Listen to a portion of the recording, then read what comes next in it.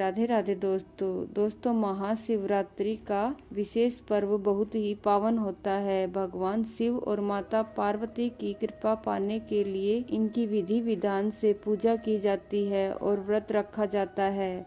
महाशिवरात्रि के दिन जो लोग व्रत रखते हैं वह शिव पुराण में वर्णित इस कथा का पाठ करते हैं, उनके सारे पाप मिटते हैं और मृत्यु के बाद शिवलोक में स्थान प्राप्त करते हैं।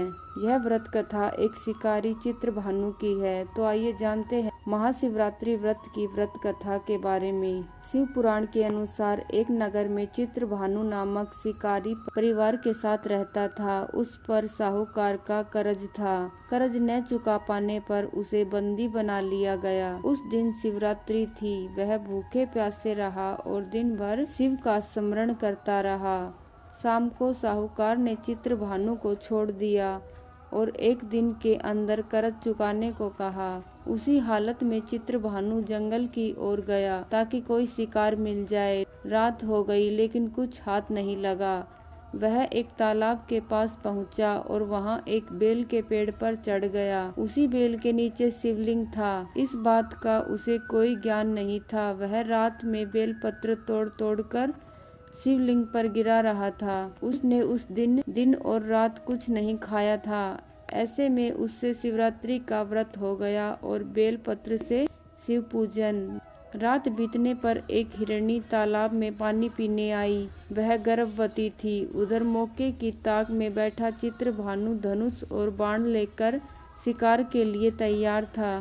तभी हिरणी की नजर उस पर पड़ी। तब उसने चित्रभानु से कहा कि उसके पेट में बच्चा है, जल्द ही उसका प्रसव हो जाएगा। वह बच्चे को जन्म देकर उसी स्थान पर फिर आएगी। तब तुम शिकार कर लेना।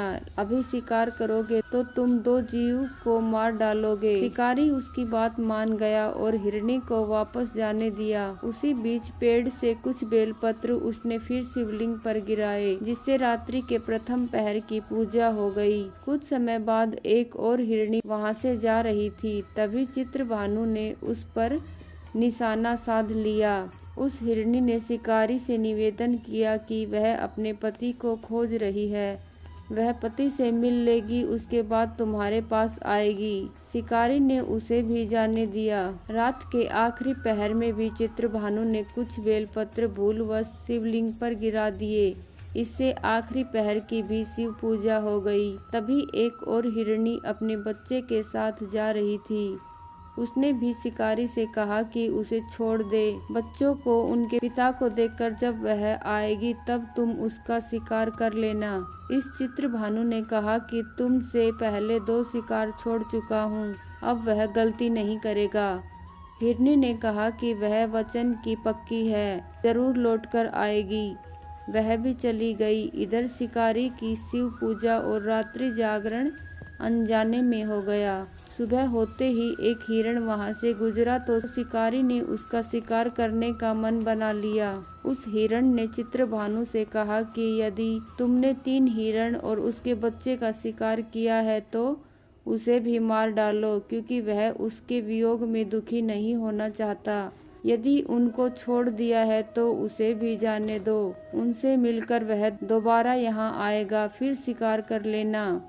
इस पर शिकारी ने पूरे रात की घटना हिरण को बताई। उसने हिरण को भी जीवन दान दे दिया। शिवरात्रि व्रत और अनजाने में शिव पूजा के प्रभाव से चित्रभानु का मन निर्मल हो गया। वह पाप रहित हो गया।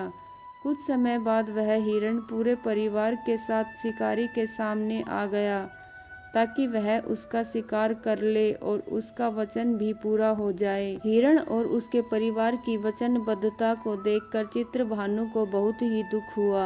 आत्मग्लानि के कारण चित्रभानु ने उस हिरण परिवार को जीवन दान दे दिया। अनजाने में ही शिवरात्रि व्रत करने से चित्रभानु को पुण्य लाभ हुआ। मृत्यु के बाद शिवगण उसकी आत्मा को अपने साथ लेकर शिवलोक चले गए। तो दोस्तों, आपने देखा किस प्रकार अनजाने में शिवरात्रि के दिन भगवान शिव पर बेलपत्र चढ़ने से शिकारी को शिवलोक की प्राप्ति हुई। आप भी शिवरात्रि के व्रत को अवश्य करें। तो दोस्तों ये थी शिवरात्रि की व्रत कथा। यदि आपको अच्छी लगी हो तो हमारे चैनल को सब्सक्राइब कर ले ताकि आपको आने वाली हर कहानी की नोटिफिकेशन मिल जाए। धन्यवाद दोस्तों।